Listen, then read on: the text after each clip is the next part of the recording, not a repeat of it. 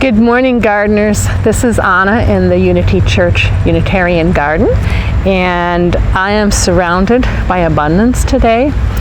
And I want you to think about something.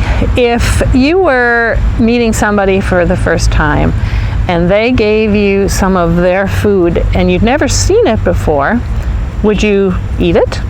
If someone offered you food that looked kind of like something that you knew back home that you knew was not good to eat, that was even poisonous, and this person is sharing this wonderful food with you, would you eat it?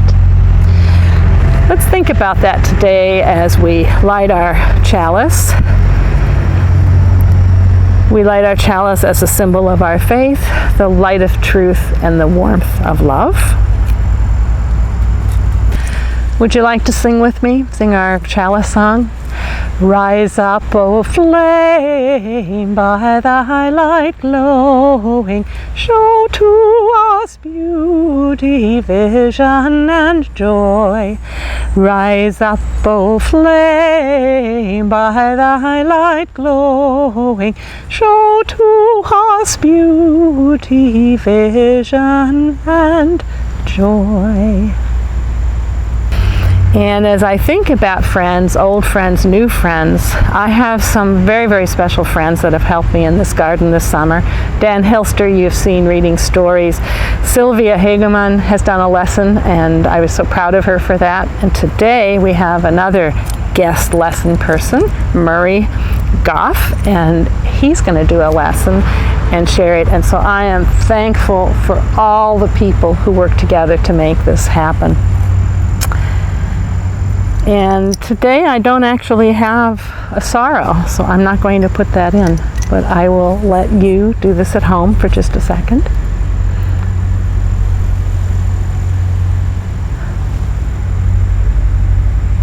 Okay. So at this time I'd like to turn this over to Murray Goff, and he's going to talk about the history and uses of a particular plant in this garden. It is one that when the Spanish first came to the Americas and they first saw this plant, they did think it was poisonous and they did not want to eat it. Let's see what Murray has to say about them. Hello, I'm Murray. I am going to talk today about tomatoes. Thank you, Anna, for letting me do this, because that's great. So there's a lot of different kinds of tomatoes. I'm going to start with history. So you don't like tomatoes everywhere. I mean, like, you see tomatoes popping up in backyards, and you like eating stuff that's in tomatoes. But tomatoes actually came from South America before they were like distributed everywhere. And it's kind of really cool that happened.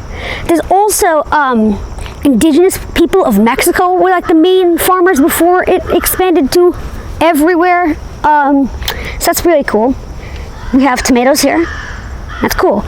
Also, the British in England, that far off place in Europe, they actually thought the tomato was poisonous because it looked a lot like another plant that was poisonous called the wolf peach. And that was really, really bad and poisonous.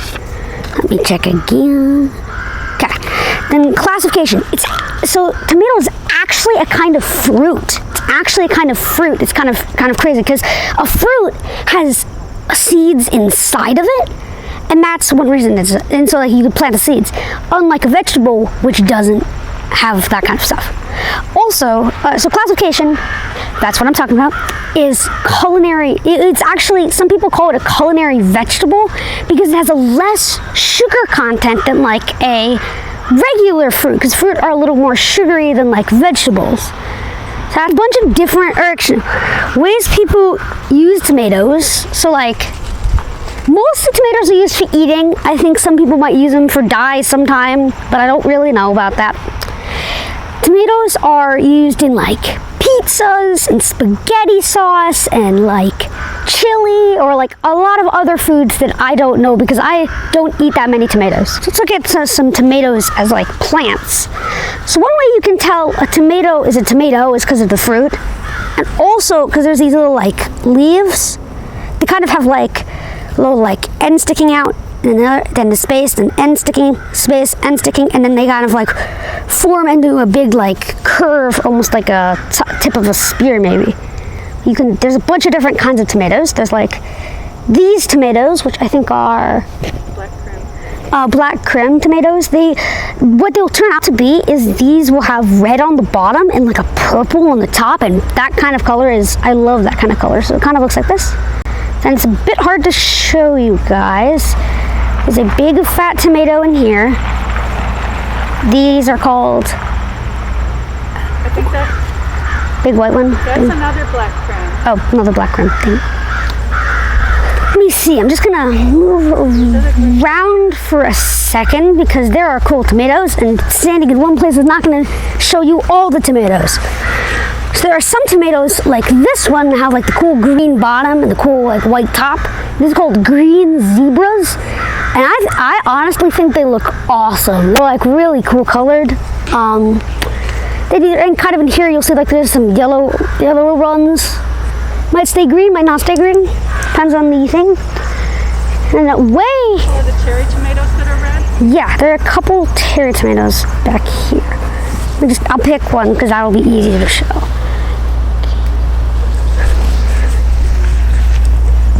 And there's these really little ones called cherry tomatoes, and they're like red and very vibrant. I actually have some in my garden back home, and I'm just going to put this for some squirrel. Might be like, ooh, delicious cherry tomato, I'm gonna have it. Because lots of animals like tomatoes. They're like, bugs like tomatoes. I mean, like bees fly around, because I think most of that stuff comes from flowers that bees pollinate that turn into fruit. And I think that's really cool, because tomatoes, plants, life, super duper cool. Then, okay, there's also, so I just showed you a couple different types. There's like about 8 or 7 more in the garden. Some are really huge, like that, the green zebra is kind of like medium. Cherry's really small. The black creme is like big, very big. And there are a bunch of other kinds of tomatoes. People say, I mean, it's kind of like disputed, that there are possibly as many as 15,000 tomatoes types, or like different kinds of tomatoes, or as few as a couple hundred, which as a couple hundred, that's a huge amount. That's more than I could ever imagine. Lots of tomato plants are different. Lots of things about these tomatoes are different. They can get other like diseases like other plants. They can get a ton of other things. It's very different about them. And they're really cool. If you want to learn more about tomatoes, you can like, if you have a parent, you can maybe like look tomatoes up and like try to get a reliable source and be like, look at the cool things I didn't explain about tomatoes, and the cool things that maybe you want to learn more about, or other stuff like that. Maybe you want to grow your own tomatoes.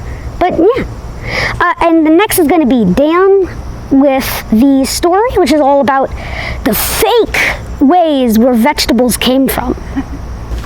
Today, our book is I Will Never, Not Ever Eat a Tomato by Lauren Child.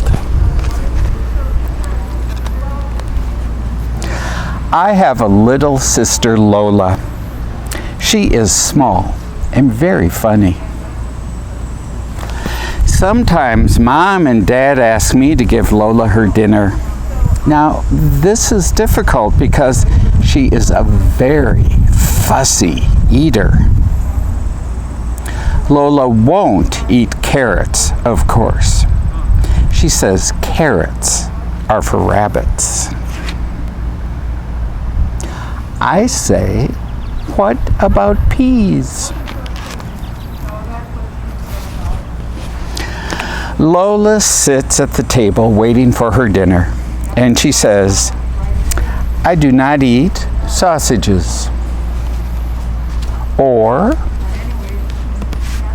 carrots or peas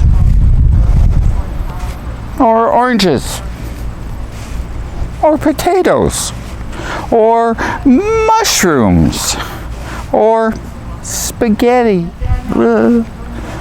or eggs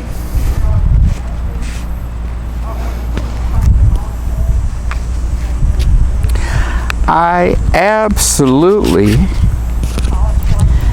will never, ever eat a tomato.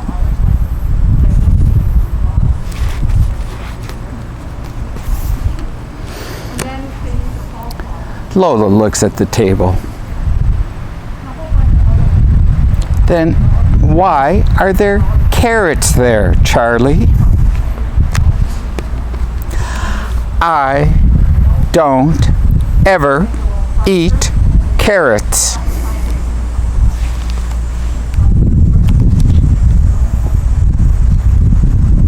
And I say, those are not carrots.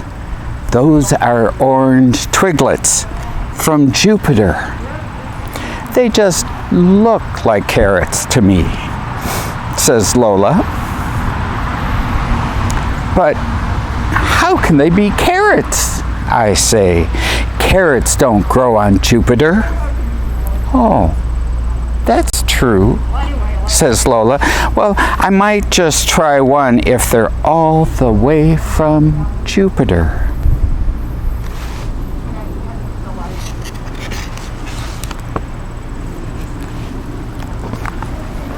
Then Lola sees some peas. I don't eat peas, says Lola. I say, these are not peas. Of course they are not.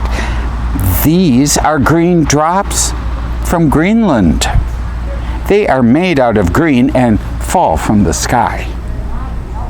But I don't eat green things, Lola says. Oh, goody, I say. I'll have your share. Green drops are incredibly rare. Oh, well, maybe I'll nibble just one or two. Oh, says Lola, they're quite tasty.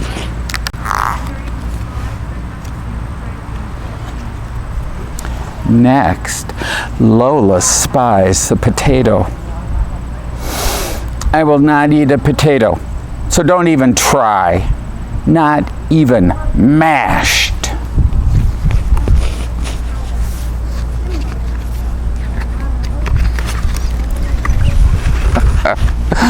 Oh, this isn't a mashed potato. People often think that, but no, this is cloud fluff from the pointiest peak of Mount Fuji. Oh, says Lola. In that case, a large helping for me. I love to eat cloud.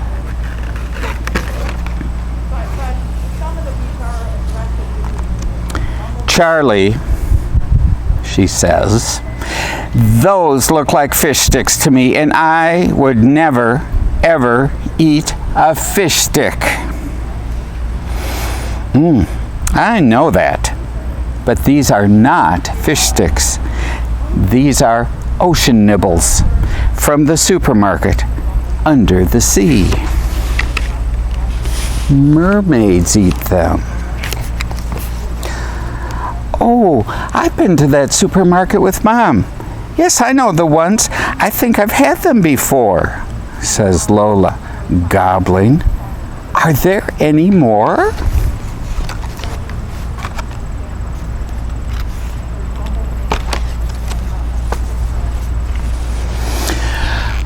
And then Lola says, Charlie, will you pass me one of those? And I say, what one of those?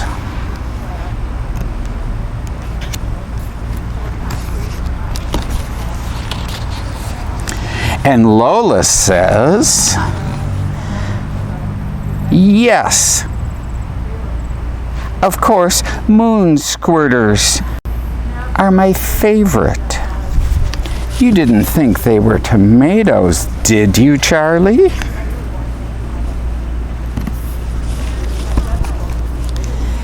And that is the story of how Charlie and Lola ate dinner. So gardeners, we'll circle back around to the end of our lesson today. I am so thankful for all of the work that people have done to help make this possible. And we are going to extinguish our flame today, but we know that the light of truth and the warmth of love will go with us in our heart. Have a wonderful week.